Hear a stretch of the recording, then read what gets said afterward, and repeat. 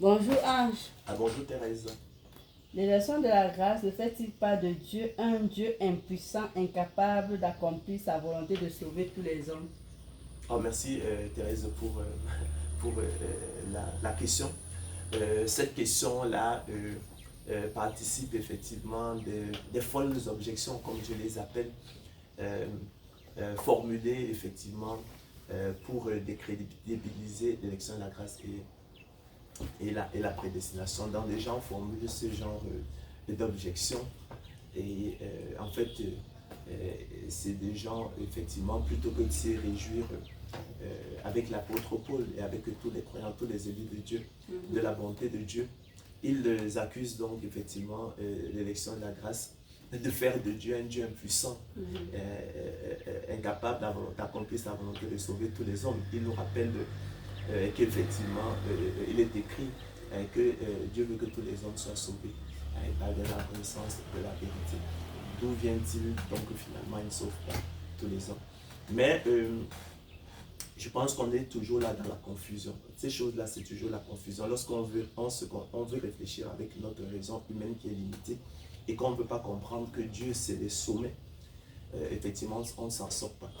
En fait, ils confondent ici, ils ne comprennent pas que la volonté de Dieu est dite quaternaire. Et elle se décline donc en volonté, on va dire, décrétive, qui est la volonté absolue de Dieu et qui nous renvoie donc aux événements décidés d'avance par Dieu et qui s'accompliront inévitablement. Ça, c'est une chose. Ça, c'est tout ce qui concerne, par exemple, l'élection de la grâce. Ça, c'est la volonté absolue de Dieu. On dit la volonté décrétive dans les décrets que Dieu a pris et qui s'accompliront inévitablement. Donc, à côté donc, de la volonté décrétive de Dieu, ce qui concerne par exemple l'élection des croyants, peut-être le jugement du monde, voilà par exemple les décrets de Dieu, ou l'élection d'Israël, l'avenir glorieux d'Israël. Voilà la volonté décrétive de Dieu, la volonté absolue de Dieu, qui renvoie aux événements décidés d'avance par Dieu et qui s'accompliront inévitablement. Donc, lorsque la volonté de Dieu de sauver, la volonté de Dieu que tous les hommes soient sauvés par la connaissance de la vérité, ça n'appartient pas à la volonté décrétive de Dieu, ça appartient à la volonté idéaliste de Dieu.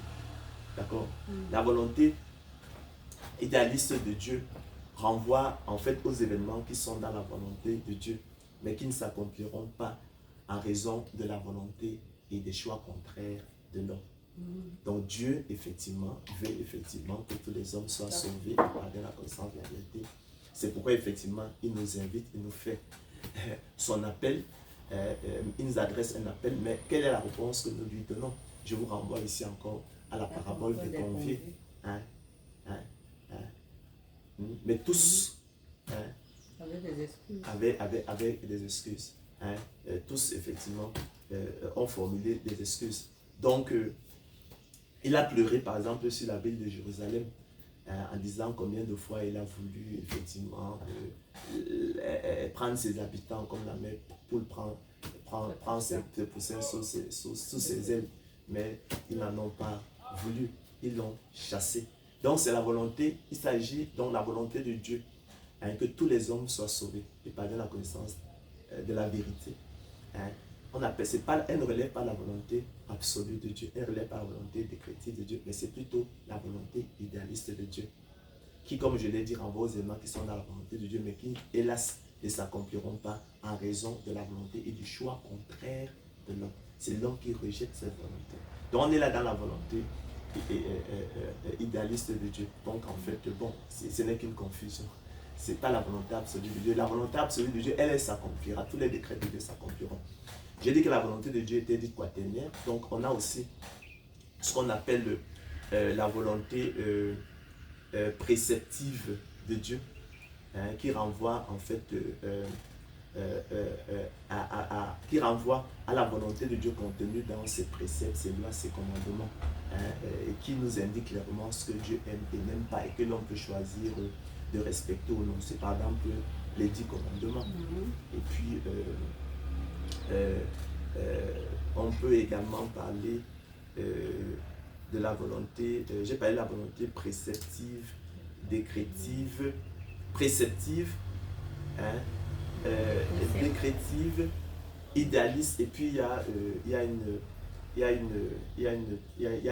un quatrième pan, hein, de la volonté de Dieu qui m'échappe là. Bon, j'ai dit volonté décrétive, qui est la volonté absolue de Dieu, volonté idéaliste, d'accord, volonté